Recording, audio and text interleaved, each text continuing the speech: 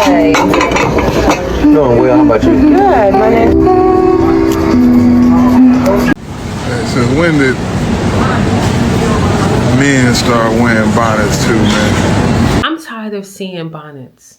I'm tired of seeing bonnets and pajamas. It's ridiculous. Why don't we spend some time to get dressed? Now, there's a lot of people that's gonna not like this video, and I could care less.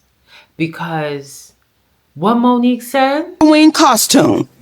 That's a Halloween costume that you wear on Halloween. And I am passionate about that because what is the representation that we're giving to the little girls that's walking behind you? What is the representation that we're giving to our black men that's walking beside us? What is the reputation that we're giving? Exactly. When people first meet you, their first impression is your exterior. They have not heard anything that came out of your mouth. They don't know if you're educated or not. Your first impression to people is your outward appearance. Now, if you have on a greasy bonnet and pajamas, people are going to think ill of you. Like Monique said, it's a costume. Why wouldn't you put yourself together? And when was that? When did that trend start? When did that trend start where we were wearing pajamas outside to the store? In my head, are you actually laying up in your house on your couch with the pajamas that's tracking the floor outside? Or are you jumping in your bed? Because it gives the appearance that I'm ready for bed any given time and I'm not going to change my clothes or shower. I have a coworker. We had a heated debate about this because she was like, she got her fresh bonnet to go to the airport and she's saving her hairstyle for where she goes. And I'm like, so I try to understand what she was saying. I said, okay, so when you board that flight and you about to go to sleep, you're going to put the bonnet on. She was like, no, I'm leaving my house with the bonnet. And I'm like, so between your home to the airport, you need to still preserve your hairstyle for wherever you're going? That didn't make sense to me because if your hair is done, why not show it? Why are you preserving it? So do we do that when we go to work? During the commute to work, do we preserve our hairstyle before we get into the office? It didn't make sense to me. And I said to her, why would you not have your hair done? She said, it's done under the bonnet. So take the damn bonnet off and show your hairstyle. Why? She was like, this is what we do. And mind you, she is a Gen Z. And I was taken aback. I could not understand it. Let's watch a few videos. Every time I wear my bonnet to the airport, I literally remember that video that Monique made that made it to the shade room. And that will never stop me from wearing my bonnet in public because I don't care. She's not my aunt. I don't care. No, I don't. Like, I'm not doing my hair at 5 o'clock in the morning. That's ridiculous. Like, you're not wearing your hair. You're not getting your hair done at 5 o'clock in the morning. I don't know what to think. When I have an airport outfit, right? My airport outfit is either some leggings, some sweatpants, a hoodie, or a blazer, depending. But my hair is done. My hair is done. If I'm on a 9-hour flight, yes, I would board the plane, sit in my seat, and when they turn off the lights, I'm going to put the bonnet on and go to sleep. But I'm not going to track through the airport, going through TSA, running to my gate with a bonnet on. Absolutely not. Why? What's wrong with us as young people, and I'm not saying us as in black, because there's white people that do it too. Upwards, my eyes go in different directions. So that's what I'm gonna do. What's wrong with the youths that they feel like this is okay?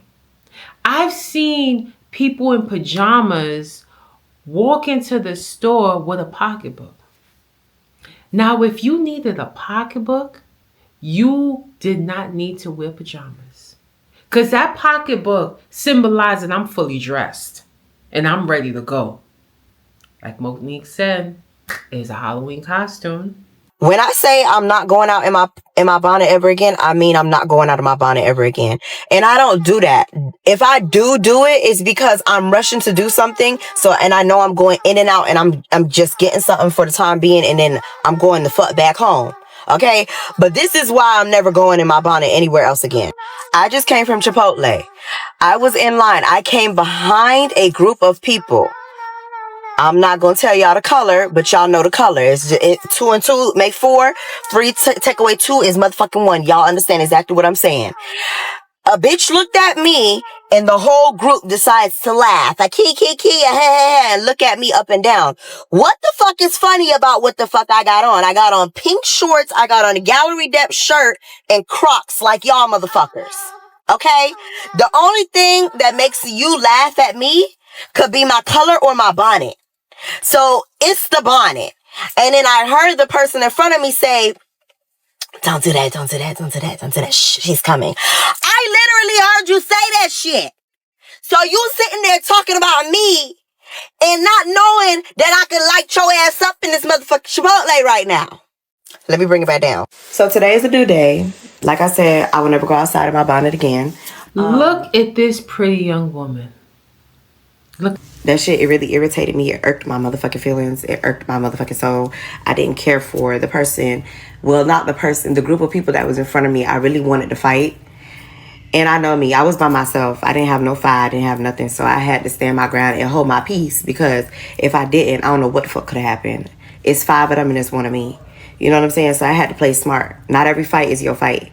But I was very pissed off. And I would never go outside of my bonnet again. So I'm glad this young lady understood that that bonnet didn't represent her. And yes, she said she was in a hurry. She had something to do. But now she's going to be prepared. Because like I said in the beginning of this video, your appearance, your outward appearance, it gives people an impression about you. And I know people would say, you're not supposed to judge a book by the cover, but we always do. Before we buy that book, we look at the cover. If we don't like the cover, if the cover is not appealing, the title doesn't, we don't go inside and read it before we buy it. We don't. You ever went to a restaurant, a buffet restaurant, and it wasn't appealing and you didn't even want to try it? That's how people look at us when they approach us for the first time. Before the person opened their mouth, we form an opinion about them. Before someone opens their mouth, we form an opinion about them. Whether they're inviting, whether they look friendly, whether they're approachable. Your appearance dictates how people approach you, what people think about you before. Because if I approach someone that's dressed in all black with chains, piercing all over, I'll be a little bit apprehensive to speak to that person because I don't know if they're going to be rude. I don't know if they're racist. I don't know if they won't like me, so I would tread lightly. I may wait to see a smile before I approach the person. And that's what we should remember when we put ourselves together and go into the world.